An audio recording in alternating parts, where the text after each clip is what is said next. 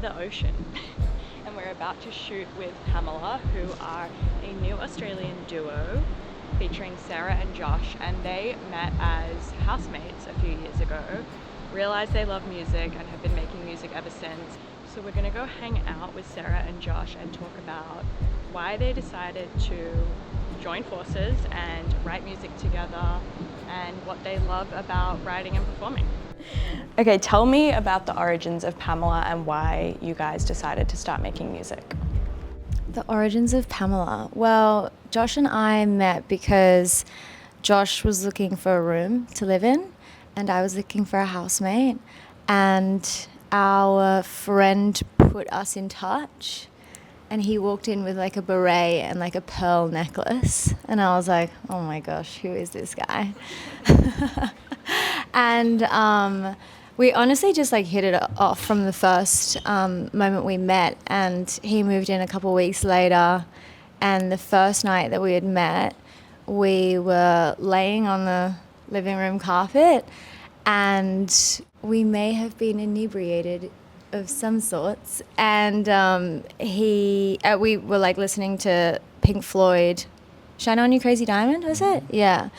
And so from the very first night that we spent living together, we were just enjoying music together. And I would always be like, we should write a song one day. And finally when we did, it was just really special. So I want to know what your individual journey with music was before you met each other. Like, were you already singing and playing guitar? Yeah, so I had written a few songs like as a teenager, and to be honest, I never thought that I would pursue a music career.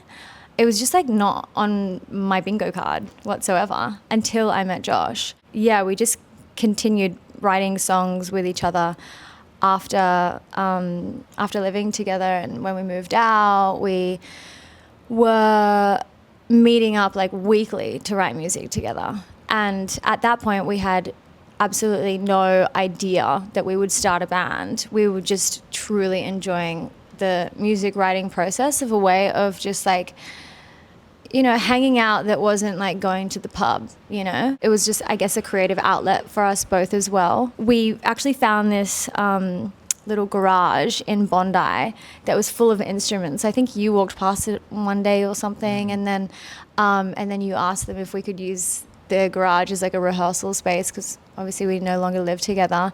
And weekly we would go and meet up in the garage to just write music. And then one day we were like, oh my goodness, it's been like 2 years of us writing music together and none of our friends have ever heard any of our songs.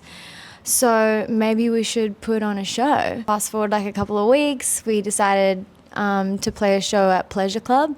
And so we invited all of our friends, and that was the worst idea ever because I had never performed in front of anyone before. And then to have every single person that you know ever staring at you, actually sitting, it was the worst. They were sitting, watching us like this. And anyways, no, I'm so glad that I did that because after that, people were just coming up to us, like literally shaking us, being like, you guys have to do this. And so Pamela was then formed, and like a couple of weeks later, we were just, taking meetings and trying to figure out how to like do this as a career, I guess. When did you start playing guitar? Long ago. I actually always had a real soft spot for poetry. I don't even know where it came from, but from when I was, like really young, I was really into writing poems. I definitely got into trouble a couple of times at school, like trying to write love poems for girls I fancied and stuff. And then, one time the teacher literally read out the poem in front of the class. It was horrific. Yeah. That's like a little movie. I know, right? I can't believe that happened now that I think about it. But then, I don't know why I was like so drawn to it, but then when I learned a few chords on guitar, that just like opened up this whole world. Like I barely know any other people's songs, so I just started writing almost immediately. It was like such a natural, like, okay, that's perfect, that fits. So yeah, I've been doing it for ages. And then, but by the time I met Sarah, it's like so insular songwriting, and it's so much like self-reflection, and you literally hear your voice so much and hear like your train of thought so much and the way you play guitar so much. So I didn't even know it was the thing I was craving, but like literally, like what Sarah just described, that first time we wrote a song together, suddenly she does something I would never do, and it sounds so good, and you're like, oh fuck, like, sorry, I shouldn't swear. You're like, oh damn. And then again, it's like just how I said, like it felt like the world was opening when I first learned a few chords on guitar. It was like a very similar thing when I started writing with Sarah, because suddenly it's this whole universe of ideas that I just don't have. It's different to me. That's so lucky that you have crossed paths. It's meant to be. Very much so, yeah. Yeah, it definitely feels special. Do you have similar North Stars in terms of musicians and songwriters that you admire? I don't think we do, which is maybe one of the best parts. Okay, who are we loving separately? You say it. So we definitely have different influences, which is why I think it's so fun collaborating with each other. I'm like such a pop girly. I love my pop stars, but then I also love dance music. I love going to the club and listening to house music, but then also I love like Billie Holiday as well. So those are my influences, but which I do bring into like the songwriting room when we are writing music. We've always said that, because people ask us all the time, like, what does Pamela sound like? And we always say it's like the love child of like the Marias, but then also the Strokes. But in saying that, it's not super accurate because we have so many different influences as well. You say some of your influences. I love Devendra Banhart. Do you know him? No. I'll send you some stuff. Very cool, like quirky kind of folk guy. Where's he from? He's born in Venezuela, grew up in Texas, so he sings a little bit in Spanish. He's such an oddball. He's always got such a sense of humor, which I deeply appreciate. Like no matter what art form it is, I really appreciate if there's a tongue in cheek. Then like the classics, like my dad had amazing taste in music, so I grew up listening to Van Morrison and Rolling Stones and Bowie, stuff like that. That's perfect, like the rock and the pop coming together. Exactly, and if you really listen for it, you'll hear it in all of our songs. Yeah, you'll hear like a bit of that riff and that beat, or vice versa, yeah. Did you kind of go into this making a game plan of like, this is what we want to sound like, this is how we want to look? Like, was there a plan in place? Absolutely not. Yeah. Really? Yeah. Because we were writing music for like 3 years before we, finally released our first song 6 months ago. We had been on such a journey. In the beginning, we were only writing songs with that guitar right there. And when you write songs on guitar, they all sound like, acoustic, or, like it gives a certain sound, right? But then we started getting in the room with different producers, and suddenly like a whole world of sounds opened up for us. Synths and, like a drum beat and a drum machine and, samples. And then, we went on this journey of being like, okay, we're not going to use the guitar in any of our songs, and we're just going to see what happens when we try to write music with synths and samples and electronic sounds. And so for a long time, we were just kind of exploring. I feel like I really took the lead with that as well. Just exploring like more of a house music sound. And so we actually have like quite a large catalog of music that is like more dance house inspired. And then after all of that, we were like, wait, we kind of missed that original sound of like the sound of a guitar strum. And for me, it was like I had gone to Brazil, and I had this like kind of realization that I wanted to make really soulful music. And that to me also meant using like, you know, organic instruments. So we kind of did this 360 where we're like, no, okay, bring back all of the live music instruments. So yeah, to get to the sound that we have now, we went on it was a 3-year journey of experimenting with all different kinds of sounds. The only thing I'll add to that is I think we're kind of blessed in the sense that when the two of us sing together, and often we're literally singing like tandem vocals, it's got such a particular sound that whether it's like more of a dance track or an indie track or a rock and roll track, it will sound like us, just because there's something about like the two of we've become quite good at just singing together sort of the same lines but in harmony. One thing that we knew we wanted to do was to make people feel good when we were listening to our music. So we definitely didn't have any rules or boundaries. Yeah, the aim is just always to make music that people can connect to. I think especially your new single that will be coming out when this is coming out. Oh, you've heard it? Yes, and I've seen the music video and I love it. It's so good.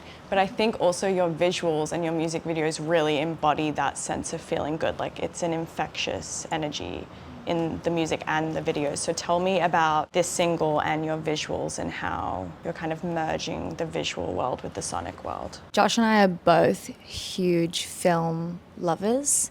So we always wanted to make our music videos quite cinematic in a way. We were also very like just particular with like who we worked with, and we haven't actually given our trust to anybody else at this point in time in terms of like taking the reins on music videos and stuff like that. So and all of the, you know, production and creative direction and directing and editing and all of that we've just done, the two of us. And then do you want to talk about the single? About the single? Yeah. Better than before, the genesis of it was probably my first proper breakup. I've always felt like it was kind of a heartfelt song, but it sounds really happy. Though when a song has come from something really sad. Yeah. To me, that's like the easiest way of accessing things like that, you know. But yeah, it sort of started like that. That's the idea of it. It's the idea was genuinely about feeling really not great, to say the least, and then feeling slightly better, you know. When you were talking about how you like humor and things, I feel like there's almost a humorous element in that second verse when you speak. I can't remember what you say. Yeah. You echo like a line spoken, and it feels like a little bit humorous. Yeah, no, I'm glad that came through. It's probably because I'm not very good at confronting my emotions in a deep way. I like to keep it light. But I just feel like with this one, I'm really glad. I think we've really succeeded in bringing that through. I think you can feel it in the song. It's like it feels like we're kind of really singing it from our souls, and I think in the video we genuinely were like sort of performing it from that level, and yeah, I think we're both really proud of it. Yeah, it's great. I love the drum kit as well. The drum kit is iconic.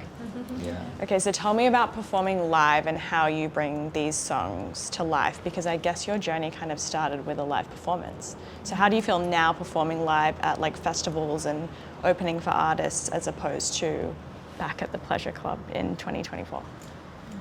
Live has come a long way. We were really lucky to be able to go on tour with Dope Lemon quite early in our journey, and that was a really steep learning curve, I think, because you're playing really big venues. They've got such an amazing following that the venues were always full for the opener, which was us. So we had to learn quickly, you know, how to perform with click track and in-ears, and you know, such an unspoken art is like filling a big stage, especially when there's two of us. Yeah, you need to make it look interesting, but that was like a really big blessing for us. And live now,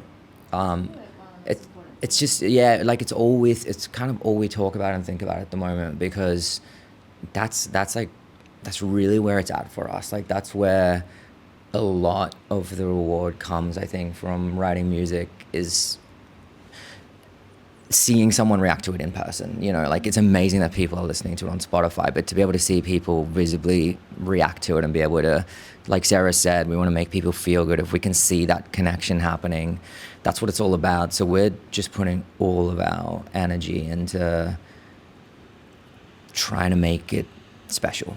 So when you're writing a song, are you considering the way it will feel to play live when you're writing it? Sure. 100%, yeah. We talk about it in studio a lot as well. Okay, so you said before that Pamela is very influenced by film. If Pamela had a letterboxd, what would be your 4 favorites? Kids, you know that film? Yeah. That's a good one. I'm gonna say on your behalf, Buffalo 66. Yeah. Like you're always referencing that film. Yeah. Ooh, Pulp Fiction, which I feel like is quite clear to anybody who's seen Skin Contact. Actually, the lady at IGA this morning was like, "Oh, your haircut's so Uma Thurman." And then, what would be the 4th one? Like, do we have to say the Wes Anderson one? Which one? I was just thinking Wes Like Anderson. Royal Tenenbaums or something. Oh yeah, we do also love Wes Anderson and just